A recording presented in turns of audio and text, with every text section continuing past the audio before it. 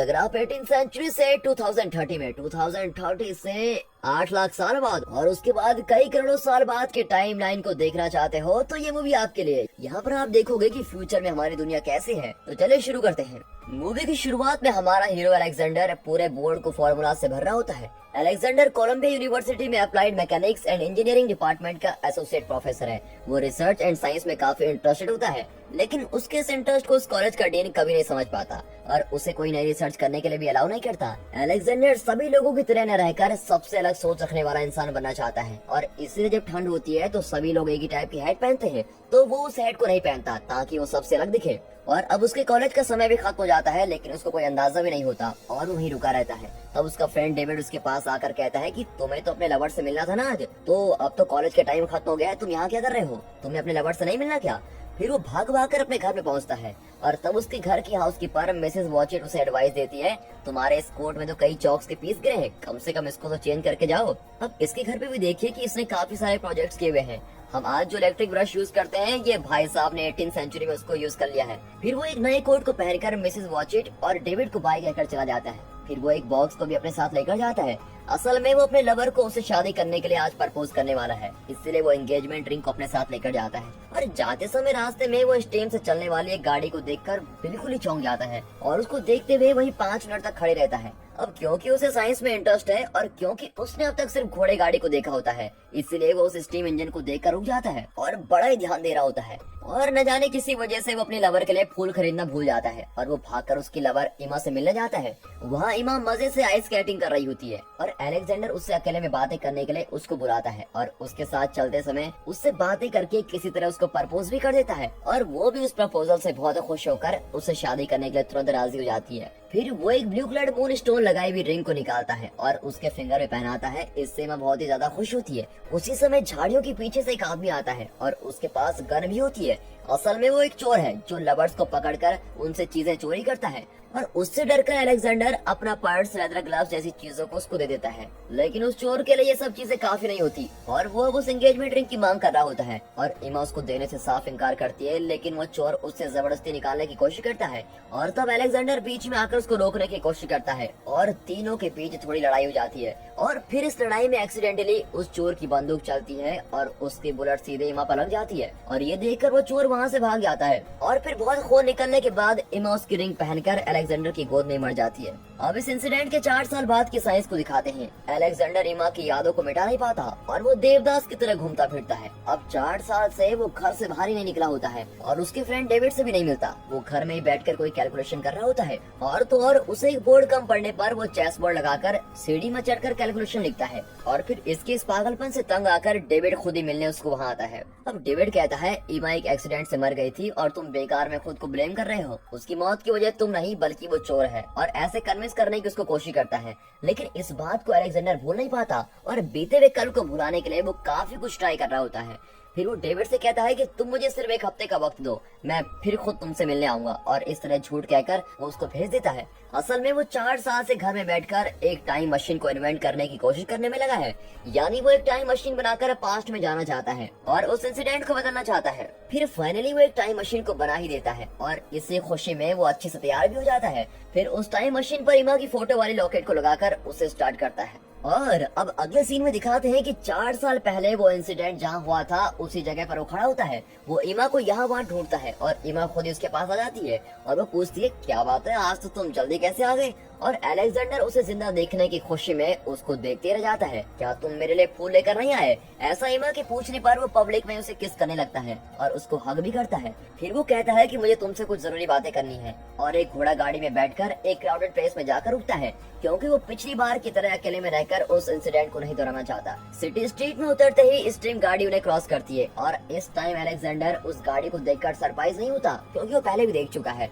वो इमा के साथ गुजरने वाले हर एक पल को इम्पोर्टेंट समझता है और फिर उसे कहता है कि तुम अब सेफली घर जाओ, मैं रात में आकर तुमसे मिलूंगा। और तब इमा उसे फिर से कहती है कि मुझे फूल चाहिए और वो फूल लेने के लिए एक शॉप में जाता है और उसके फ्लावर शॉप में जाते ही वहाँ स्टीम गाड़ी रोड पर अजीब तरीके से चलने लगती है और तब उसके सामने से पास होने वाले घोड़ा गाड़ी के दोनों ही घोड़े उस स्टीम व्हीकल की आवाज से डरकर उछलने लगते हैं और फिर वो घोड़ा गाड़ी रोड साइड पर खड़ी इमा पर गिर जाती है और दुर्भाग्य से इमा फिर मर जाती है। अब अलेक्जेंडर फिर से ऐसा इंसिडेंट होने पर बहुत ही उदास होता है और इमा के इस एक्सीडेंट को जानकर डेविड आकर उसको कंसोल करता है, लेकिन उसके दिमाग में कोई और बात चल रही होती है। वो इमा के फेट को कैसे बदला जा सकता है इस बारे में सोच रहा होता है, इसलिए वो फिर टाइम मशीन में बैठकर उसे स्टार्ट करता है और इस बार वो फ्यूचर में जाना चाहता है। उस मशीन के स्टार्ट होने पर उसके सराउंडिंग्स के season, day time, fashion, building, technology ये सभी बदलने लगती है और ये सब चलते समय वाइब्रेशन में इमा का लॉकेट गलती से नीचे गिर जाता है, लेकिन अलेक्जेंडर उसको पकड़ नहीं पाता और वो नीचे गिरकर गायब भी हो जाता है। फिर कुछ देर बाद वो स्क्रीन में द फ्यूचर इज नाउ को डिस्प्ले होते हुए देखता है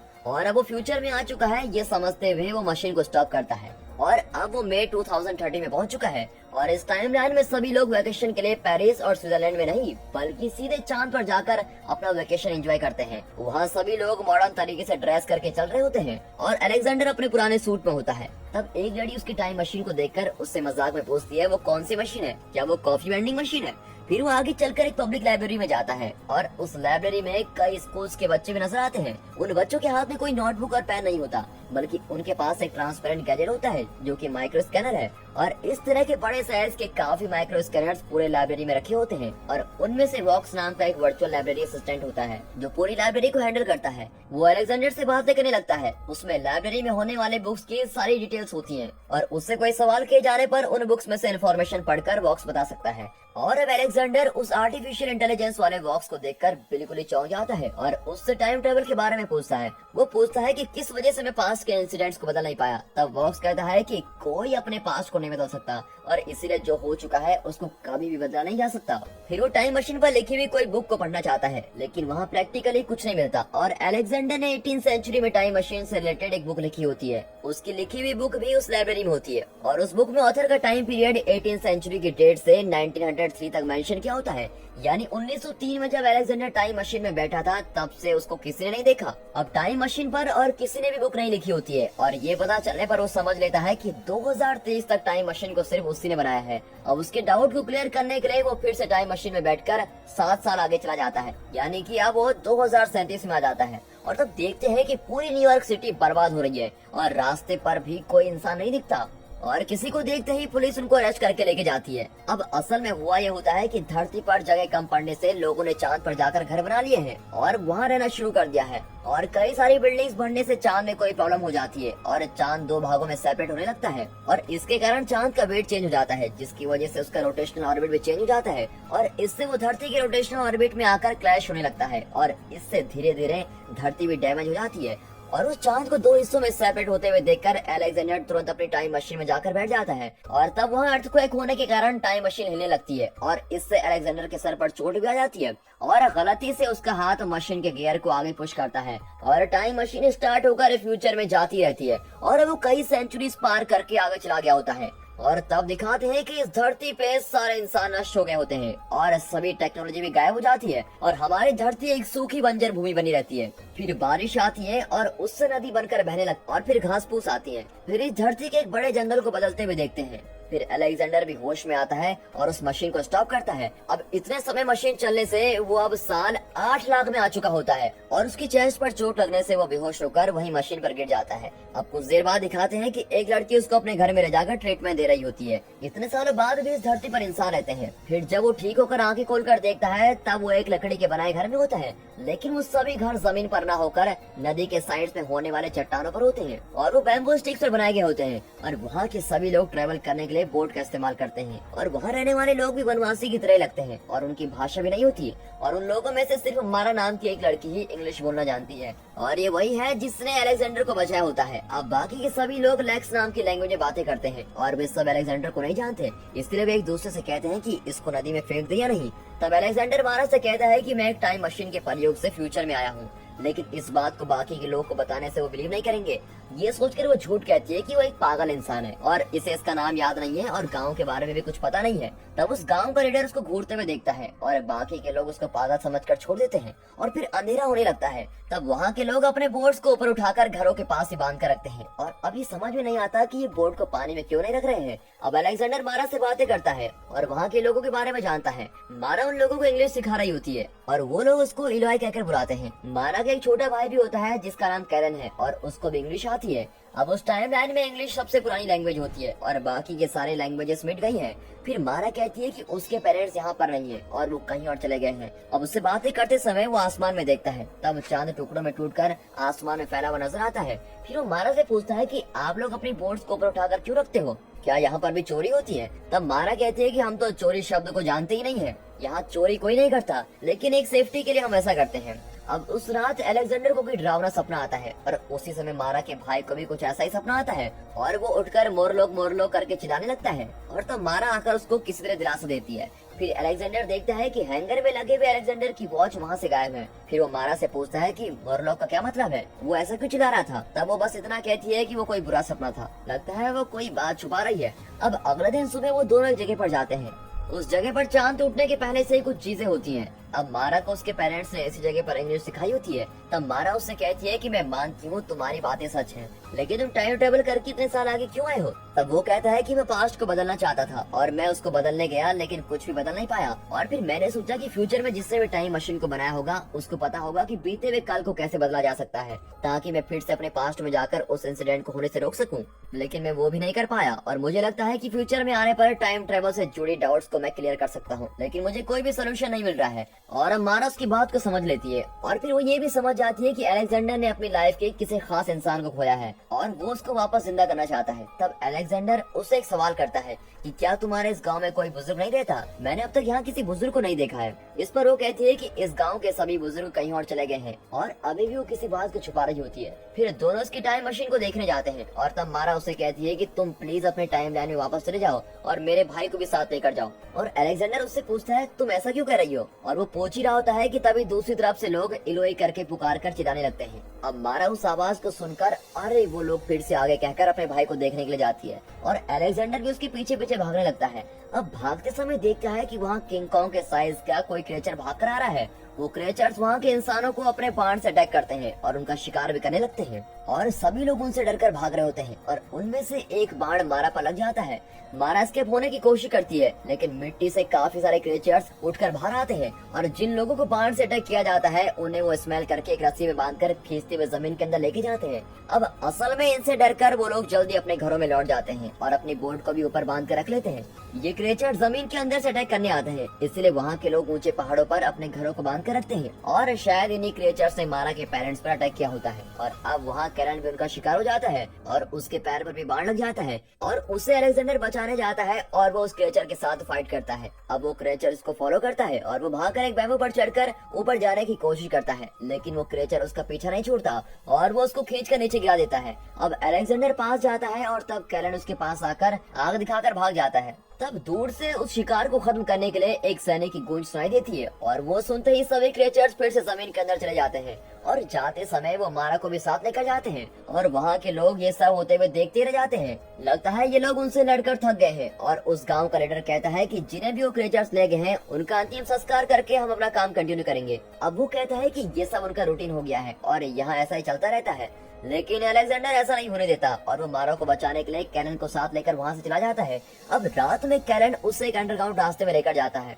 और वहाँ एक बड़े साइज का मेटल बॉल पड़ा होता है। अलेक्जेंडर सोचता है कि इसे मैंने पहले कहीं नहीं देखा। फिर उसे याद आता है कि यही वो पुरानी पब्लिक लाइब्रेरी है और यही उस आर्टिफिशियल इंटेलिजेंस बॉक्स की कोर मेमोरी है। वर्ल्ड के सारे आर्टिफिशियल इंटेलिजेंस प्रोग्राम नष्ट हो जाते हैं और अब यही बचा होता है जो कि आखिरी प्रोग्राम भी है और इसमें 8 लाख सालों की इन्फॉर्मेशन स्टोर रहती है। अब बॉक्स कहता है कि 8 लाख सालों तक इस धरती के सारे लोग इंसान हुआ करते थे और फिर उसके बाद कई डिजास्टर्स हुए, जिसके बाद इंसानों का कुल अब 2 हिस्सों में सेपरेट हो गया है। एक तो है नॉर्मल इंसान और दूसरे हैं कैनिबल, यानी जो इंसानों को खाने वाले क्रिएचर्स हैं। यानी एक तरफ से वो क्रिएचर्स भी इंसान ही है और इस तरह से वॉक्स इन कहानी को कह रहा होता है। वो कहता है कि जमीन के ऊपर रहने वाले लोगों को इलोई कहते हैं और जमीन के अंदर रहने वाले उन क्रिएचर्स को मोरलॉक कहते हैं और उन मोरलॉक से बचकर आए हुए किसी इलोई ने ही ये सारी इन्फॉर्मेशन वॉक्स को दी होती है। मोरलॉक्स बड़े खतरनाक होते हैं और उनका काम यही होता है कि इलोइस को मारना। इतना ही नहीं बल्कि मोरलॉक्स इलोई को सपने में भी आकर उनको डराते हैं। फिर वॉक्स कहता है कि ये मोरलॉक्स एक फोर्ट में रहते हैं और वो फोर्ट ईस्ट डायरेक्शन में है। अब अलेक्जेंडर कैलन को लेकर वॉक्स की कई भी डायरेक्शन में जाने लगता है। अब थोड़ी दूर चलने पर अलेक्जेंडर को उसके सपने में आई हुई केव याद आती है और तब वो कैलन को विलेज में वापस जाने के लिए कहता है और वो अकेले उस खड्डे में उतर जाता है। नीचे से काफी सारे बैट्स झुंड में आकर उस पर अटैक करते हैं और वो उनको पार करके जाता है। तब वो किसी मशीन को चलते हुए देखता है और फिर उस मशीन के रास्ते से ही वो अंदर चला जाता है और वहाँ पर कई मॉर्लॉक्स लेबर जैसा काम कर रहे होते हैं। फिर थोड़ी दूर जाने पर वहाँ इलोइस के कपड़ों के गड्ढे रखे होते हैं। शायद इसी जगह पर वो कसाई की तरह इंसानों को काटने का काम करते हैं और वहाँ के खून को देखते ही वो डर कर पास वाले खड्डे में गिर जाता है और वो जाकर पानी में गिर जाता है जहाँ काफी सारे स्केलेटन्स होते हैं और एक रिचर्ड्स उसे वहाँ देख लेता है और उसके सर को पकड़कर दूसरे रूम में भेज देता है और वहीं पर मारा को एक पिंजरे के अंदर लॉक करके रखा होता है और उसके सामने सफेद बालों वाला एक इंसान बैठा होता है और वही है मॉर्लॉक्स का राजा उबर। लेकिन वो दिखने में एक नॉर्मल इंसान की तरह ही है और वो अलेक्जेंडर से इंग्लिश में बातें करता है। वो कहता है जब चांद टूटने से धरती कोलैप्स हो गई थी तब कई इंसान अंडरग्राउंड में जाकर छिप गए और वहीं रहने लगे, लेकिन काफी इंसान जमीन पर ही रह गए थे और वो उस डिजास्टर से बचकर सरवाइव कर रहे थे। फिर बाद में जब धरती स्टेबलाइज हो गई तब अंडरग्राउंड के लोगों को वापस धरती पर आना नामुमकिन था क्योंकि वो इंसान अंडरग्राउंड में रहकर इंसानों को ही पकाकर खाने लग गए थे। फिर कुछ सालों बाद जब वो जमीन पर आना चाहते थे तब सूरज की रोशनी को झेल नहीं पाए क्योंकि हजारों सालों तक वो जमीन के नीचे सूरज की रोशनी के बिना ही रहे थे और सूरज की रोशनी शरीर पर न लगने से ही ये क्रिएचर्स के शरीर सफेद हुए हैं और इसी के कारण ये क्रिएचर्स सुबह के टाइम शिकार करने नहीं आते बल्कि वो शाम होने पर आते हैं और इन क्रिएचर्स से डरकर ही सभी लोग जमीन पर न रहकर अपने घरों को चट्टानों पर बांध कर रखते हैं। और इतना नहीं बल्कि इन्हें शिकार करने के लिए पावरफुल और स्ट्रॉन्ग क्रिएचर्स की जरूरत होती है और शिकार करने के लिए उन क्रिएचर्स का एक ग्रुप होता है जो बाकी के मॉर्लॉक से ज्यादा स्ट्रॉन्ग होता है और उन्हें हंटर्स कहा जाता है। मॉर्लॉक से खाने की जरूरतों के लिए हंटर्स का ग्रुप बनाया गया है और यही हंटर्स इलोई लोगों का शिकार करते हैं और उन्हें शिकार करने के अलावा और कोई काम नहीं आता। उन्हें नॉर्मल इंसानों की तरह बातें करना भी नहीं आता, लेकिन किसी कम्युनिकेशन के बिना ही यूबर उनके दिमाग में जाकर उनको कंट्रोल कर लेता है। यानी इन मॉर्लॉक्स को टेलीपैथी के जरिए कम्युनिकेट करके उनको कंट्रोल किया जा सकता है और इसी पावर होने से ये राजा बनकर मॉर्लॉक्स की दुनिया को रूल कर रहा है और ये राजा ही सबसे ज्यादा इंटेलिजेंट होता है क्योंकि इसी ने शिकार करने के लिए मॉर्लॉक्स की टीम बनाई होती है। अब अक्सर वो हंटर्स को जमीन पर शिकार करने के लिए भेजता है और वो लोग भी काफी इंसानों को लेकर आते हैं और उनमें से अगर लड़की आ जाए तो वो उसको अपने डिजायर के लिए रख लेता है। अब ओबर्ट सिर्फ उन मॉर्लॉक्स के दिमाग को ही नहीं बल्कि किसी भी लिविंग बीइंग के दिमाग को A to Z पढ़ सकता है और इसी पावर से वो अब तक अलेक्जेंडर के दिमाग को पढ़ चुका होता है और उसे पता चल गया होता है कि वो एक टाइम मशीन के जरिए यहाँ आया है और उस टाइम मशीन के बारे में कई बातें जानने के लिए ही उसने अभी तक उसको जिंदा रखा होता है। फिर वो अपनी पावर को यूज करता है और अलेक्जेंडर के दिमाग में इमा जिंदा है ऐसी इमेजिनेशन क्रिएट करता है। फिर वो एक ऐसा इल्यूजन क्रिएट करता है जिसमें अलेक्जेंडर और इमा की शादी होती है और उन दोनों के 2 बच्चे भी हैं। फिर वो उसको एक और सच बताता है कि इमा की मौत ही उस टाइम मशीन को इन्वेंट करने की मेन वजह थी। यह एक कॉज एंड इफेक्ट जैसा है। अब अगर वो उसी टाइम मशीन से पास्ट में ट्रेवल करके इमा को बचा लेता है तो वो इमा के साथ शादी करके बच्चों के साथ जी रहा होता और तब वो मशीन को इन्वेंट नहीं करता। यानी इमा मरने से ही उसने टाइम मशीन को इन्वेंट किया था और अगर इमा जिंदा होती तो वो टाइम मशीन को नहीं बनाता और टाइम मशीन के ना होने पर वो यहाँ तक भी नहीं पहुँच पाता और अगर उसको यहाँ पहुँचना था तो इमा का मरना जरूरी था और यूबर इसी बात को समझाना चाहता है और इसे ही टेम्पोरल पैराडॉक्स कहा जाता है और लगता है कि टाइम मशीन के जरिए टाइम ट्रेवल करके यूबर से ही उसे ये इन्फॉर्मेशन मिलनी थी और यही उसका फ्यूचर था और इस फ्यूचर को सच करने के लिए ही वो इमा को जिंदा नहीं कर पाया। ये सभी बातें कहकर यूबर उसे कहता है कि तुम अब अपने टाइम लाइन में वापस लौट जाओ और वो उसकी टाइम मशीन को लाकर उसके सामने खड़ा कर देता है। तब अलेक्जेंडर उस पर बैठकर कुछ सोचता है और यूबर से अपनी वॉच को मांगता है।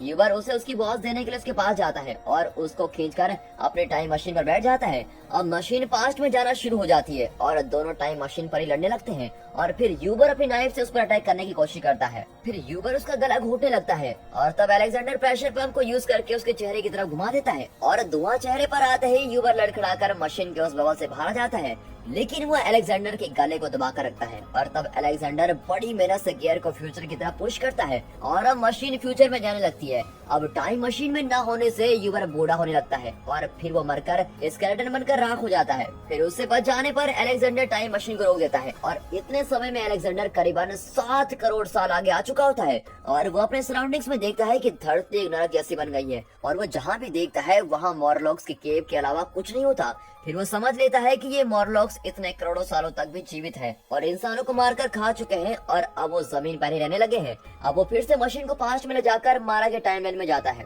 और मारा को उस पिंजरे से बाहर निकालता है। फिर वो अपनी गाड़ी को जानबूझकर टाइम मशीन के व्हील के बीच में फंसाकर उसे ऑन करता है। अब व्हील के बीच में वॉच फंसने से हमेशा की तरह उसमें बबल फॉर्म होता है और वो अजीब तरीके से घूम रहा होता है।